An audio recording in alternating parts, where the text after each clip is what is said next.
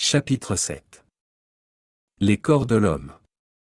Texte d'origine, non modifié, ni revisité. Le corps de feu blanc. Fait à l'image exacte de Dieu, l'être DEFEU blanc est moulé dans la pure substance électronique. Il est toujours actif comme centre de radiation dans les royaumes cosmiques.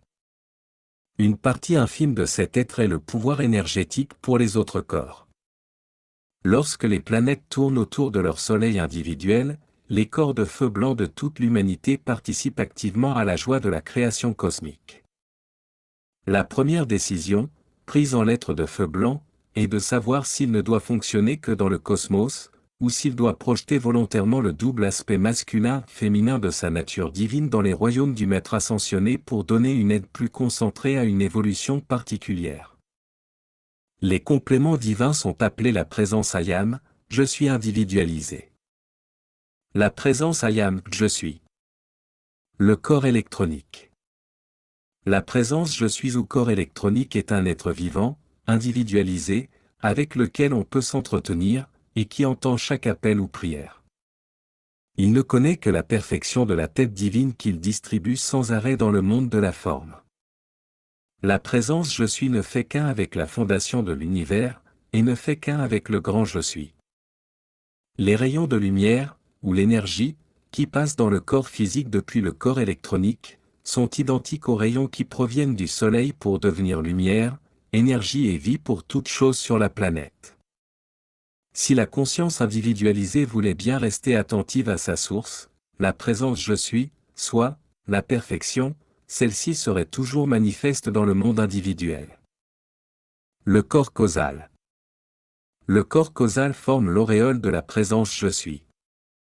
Les belles couleurs du corps causal représentent les 7 sphères de la conscience qui sont l'aura naturelle du Soleil de notre système et, à un degré moindre, la quantité extériorisée de l'énergie qualifiée dont le courant de vie est doté, à partir du moment où il progresse depuis l'état de pure innocence. Dans ces sphères, repose tout le bien accumulé en raison des expériences passées, jusqu'au moment où le monde physique est dans un état suffisamment harmonieux pour recevoir les bénéfices de cette grande réserve de biens. Chaque corps causal individuel varie en taille et en qualité suivant la quantité d'énergie constructivement qualifiée utilisée au travers des âges, dans et en dehors de l'incarnation. C'est le bien accumulé par le courant de vie qui est créé par l'intérêt et l'activité de tout un chacun. La nature du service que chaque présence je suis doit rendre fut déterminée avant que l'individualisation n'ait lieu. Vu par la vue intérieure, les couleurs du spectre sont une partie composante du corps causal. La vertu ou la qualité avec laquelle l'individu a la plus grande affinité formera le plus grand réservoir d'énergie, la couleur dépendant de la qualité. Sage est l'étudiant qui connaît la vérité, le corps causal a une réserve infinie, où il peut puiser pour son profit et le profit de toute l'humanité. Par son nom même, c'est un corps de cause et l'effet est destiné à se manifester chaque fois que l'étudiant avisé y a recours. Le Saint-Moi christique. Entre la présence je suis et la forme physique, se trouve le Saint-Moi christique, qu'on appelle aussi l'ange gardien. C'est un être de lumière intelligent, disposant d'une conscience pure et parfaite, qui croît et augmente en même temps que le corps causal. Bien qu'il ait une action vibratoire bien plus basse que celle de la présence je suis, il ne fait qu'un avec elle dans son action. Comme ses caractéristiques sont celles d'une nature sensible, il est l'observateur silencieux de l'individu, le seul Fils de Dieu engendré, et si on laisse libre cours à ses actions dans le monde individuel, il agit comme directeur divin personnel de toutes les affaires dans le monde matériel. Lorsque l'étudiant a quelque peu avancé sur le chemin, la reproduction du moi christique par le corps physique est ce qu'on appelle la seconde venue du Christ, qui ne doit pas être une affaire individuelle.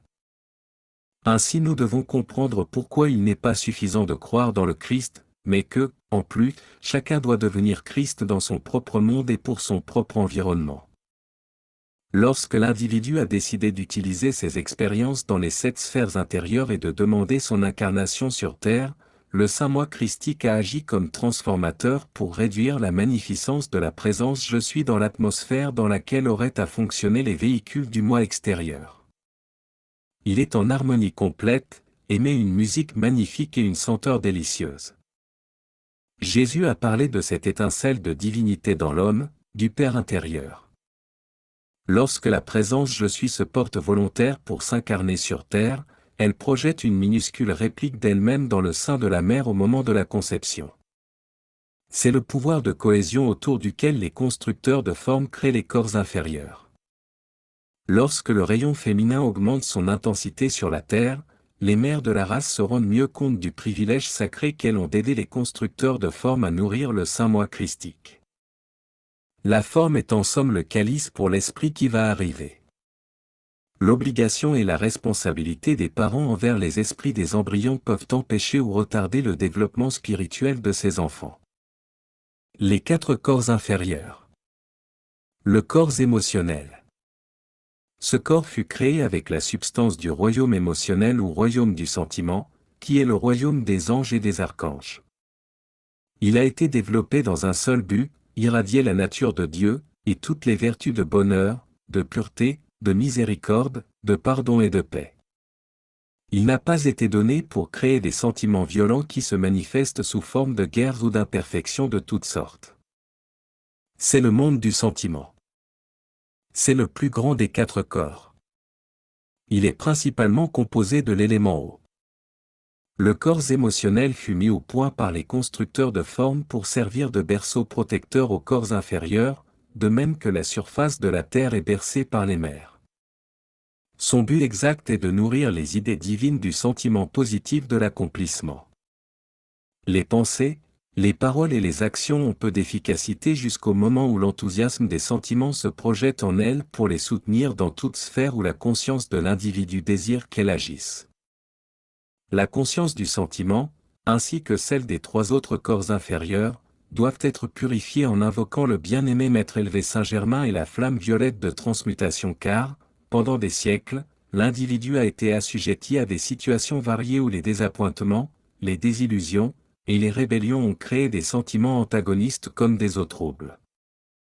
Lorsqu'ils sont ainsi purifiés, les sentiments déterminent toujours les activités du moi extérieur consciente ou subconsciente. Le bien-aimé Maître Jésus reçut le conseil de devenir d'abord le maître de lui-même, c'est-à-dire des 4 véhicules inférieurs qu'il a utilisés dans son dernier accomplissement victorieux, avant de devenir le maître des véhicules inférieurs des autres, et des éléments eux-mêmes. Ayant acquis cette maîtrise, il lui fut aisé de déployer le sentiment de paix sur les eaux orageuses qui alarmèrent ses disciples en Galilée. Comme environ 80% de la planète Terre sont composés d'eau, tout individu qui s'y incarne expérimente environ 80% de son essai karmique par son corps de sentiment.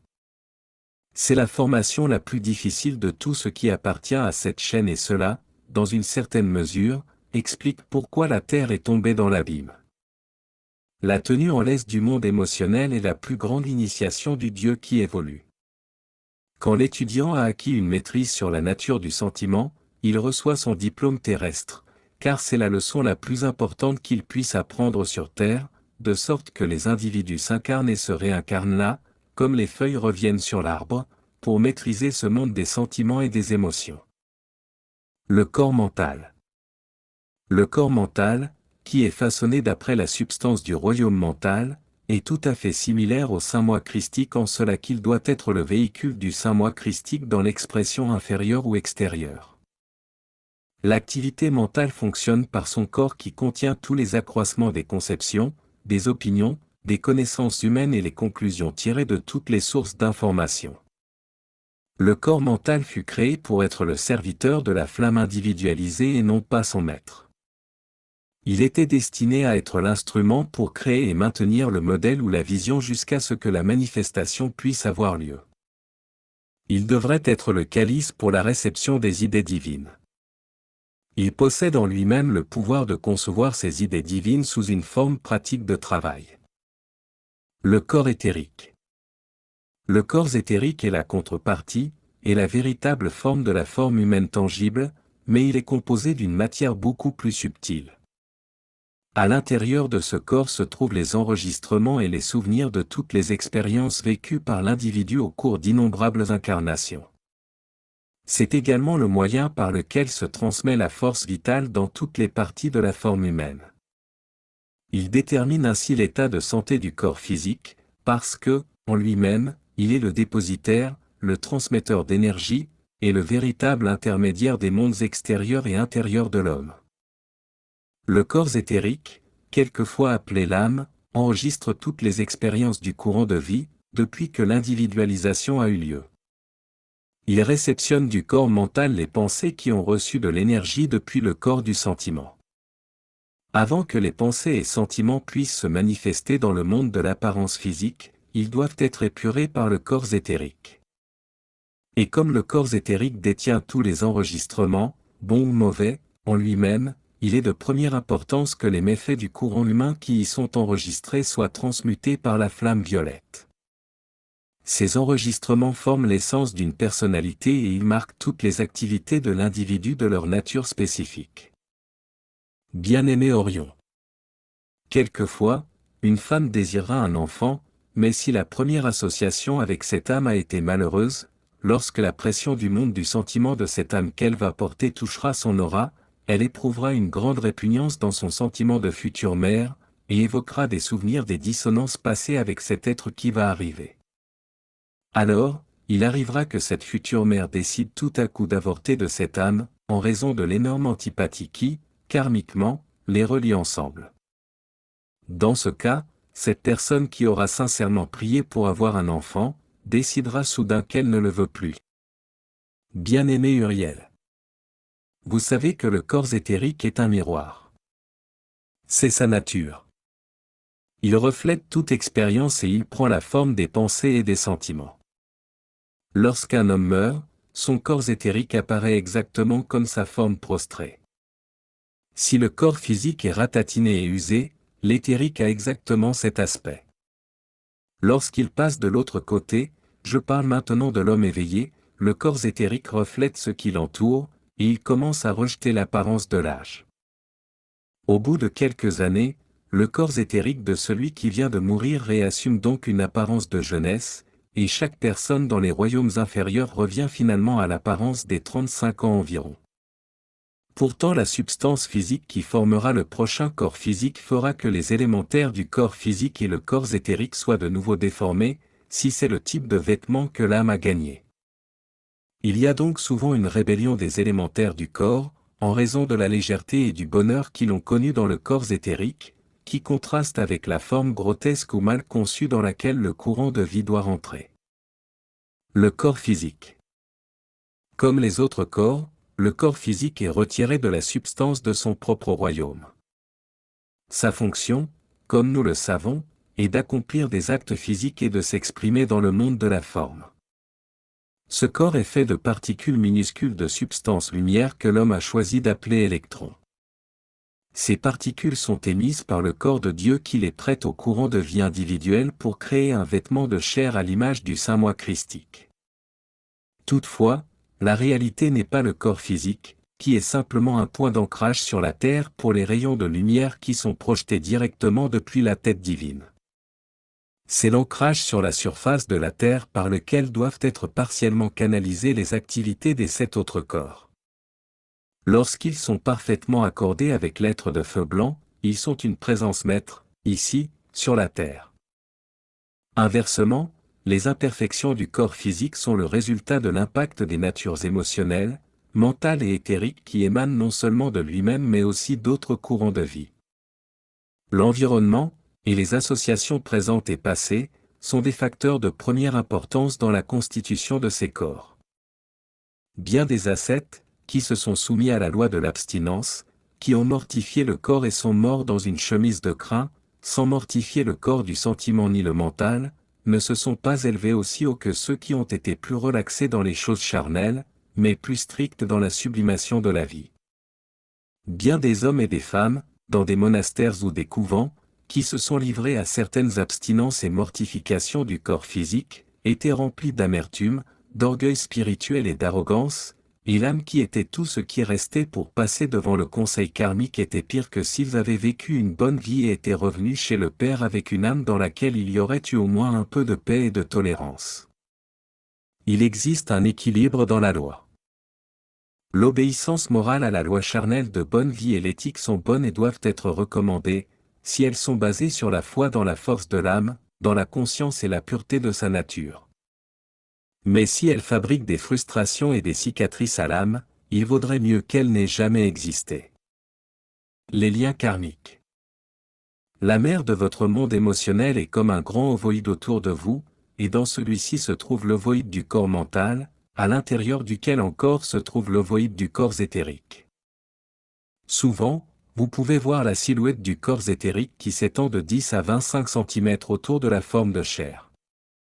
Au centre, comme la semence, se trouve la forme physique. Ce sont les 4 corps inférieurs qui ont besoin d'être purifiés. Lorsque vous commencez à vous développer en tant qu'individu et n'appartenez plus à la masse, ces corps, au lieu d'être d'informes ovoïdes, prennent une forme et deviennent beaux en illustrant la beauté de votre saint moi christique. Le corps émotionnel, ou corps de sentiment, comme vous le savez, n'a été mis au point que pour un seul but qui est d'irradier la nature de Dieu et toutes ses vertus, pureté, bonheur, pardon, miséricorde et paix. Les électrons qui constituent chaque véhicule sont soumis à l'action vibratoire que vous contactez, et si c'est le psychisme discordant que vous contactez, le véhicule touché descend au-dessous de l'action vibratoire de la tolérance, de la compréhension, de la fraternité et de la paix. Ces véhicules sont comme un groupe d'hommes encordés ensemble pour escalader une montagne, qui souffriront tous de la perte de leur vie si un seul homme vient à tomber. Si votre monde émotionnel tombe dans une action vibratoire de dépression, de colère ou de détresse, il entraîne automatiquement tous les autres. Si votre corps mental s'ouvre à l'impatience, aux soucis, aux images de limitation, il entraîne les autres corps. Si le corps éthérique se rappelle les injustices du passé, c'est le coupable, et si le corps physique exige la satisfaction de ses appétits, il ne permet pas à votre mental et à vos sentiments de rester en paix. Vous n'êtes aucun de ces corps. Le saint moi christique, qui séjourne dans la triple flamme de Dieu, intégré, immortel, provenant de votre propre présence je suis et faisant battre votre cœur, est votre véritable vous-même. Ce saint moi christique a créé ces autres corps comme des instruments, pour que vous les utilisiez.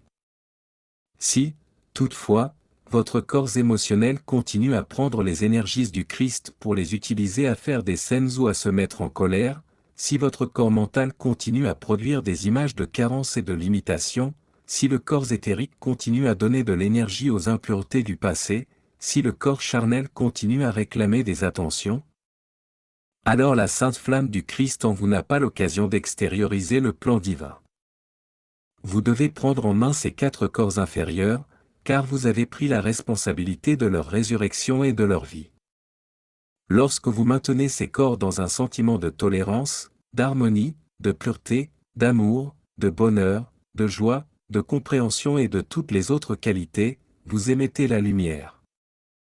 Vous pouvez comprendre comment chaque individu a créé, dans chaque vie terrestre depuis la chute de l'homme, une certaine quantité de ce qu'on appelle le karma destructif, qui est le résultat d'une mauvaise utilisation de la vie.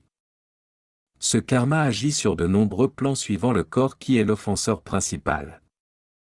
Le corps physique se livrant à des actes de violence, de dépravation physique, etc., libère une énorme énergie vitale dans la substance élémentaire du monde physique.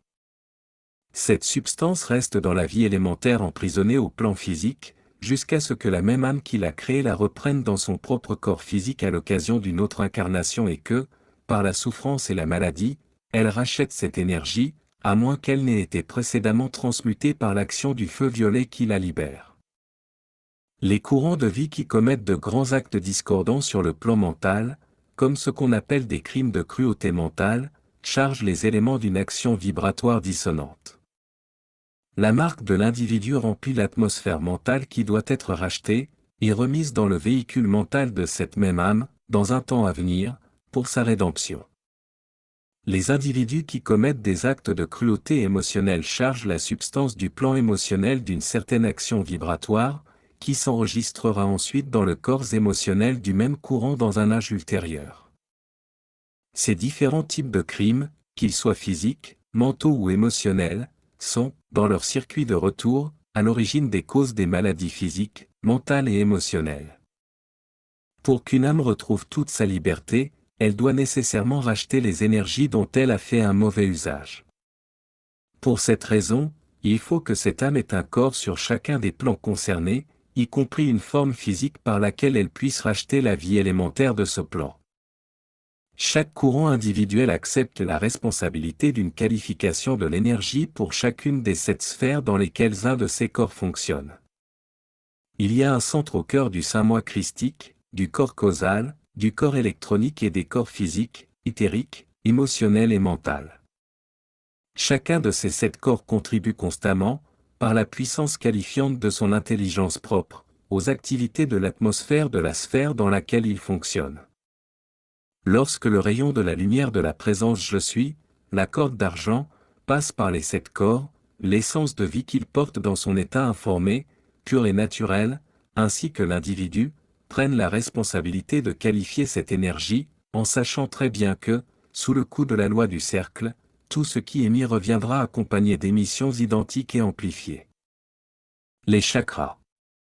1. La base de l'épine dorsale est le centre du désir et de la passion dans le non-éveillé. Chez l'être éveillé, c'est le centre de la pureté. L'Élohim qui en a la charge est l'Élohim de la pureté, l'archange qui la distribue est Gabriel, la flamme d'ascension est Sérapibet, note de même, Leonardo. Inutile d'y accorder trop d'attention. La couleur de la flamme est blanche. 2. La rate est le centre de la colère, de la méchanceté, de la haine et de l'aversion, chez le non-éveillé. En activité positive, c'est le pouvoir d'invocation. Elohim Arcturus, Archange Zadkiel et Choan Saint-Germain. La couleur de la flamme est violette. 3. Le plexus solaire est le centre de l'avidité, de la gloutonnerie, de l'envie et de la crainte en activité négative. Son activité positive est la paix et l'harmonie. Elohim paix, Archange Uriel, Choandan Nada gouverne la flamme d'or et de rubis. 4. Le centre cardiaque représente négativement la presse, la léthargie et l'aveulerie. La radiation positive est de tolérance et d'amour. Elohim Orion, Archange Chamuel et Choandam Rohona gouverne sa flamme rose. 5. Le centre de la gorge est le centre où les désirs du pouvoir, de l'envie, de la jalousie sont les aspects négatifs. Dans l'activité positive, c'est le pouvoir de créer la perfection et de porter la volonté de Dieu. La flamme du pouvoir est bleue, elle est gouvernée par l'Élohim Hercule, l'archange Michel et le maître Moriaël. 6. Le centre du front, et personne n'a besoin de vous le dire, représente le pouvoir de la raison, de l'orgueil, de l'arrogance intellectuelle, du doute dans ses aspects négatifs. L'action positive est dans la concentration, le pouvoir de se représenter les choses. Il porte les qualités de l'Élohim Cyclopéa, ou Vista, elle y voyant tout, de l'archange Raphaël et du Choan Hilarion. La couleur de la flamme de vérité est verte. 7. Le centre de la couronne Dieu merci n'a pas été touché par la négativité, mais il est sous-développé. Quand il est développé, c'est le centre de la sagesse divine qui irradie la couleur jaune du cœur de l'Élohim Cassiopéia, de l'archange Jophiel et du Choan Confucius.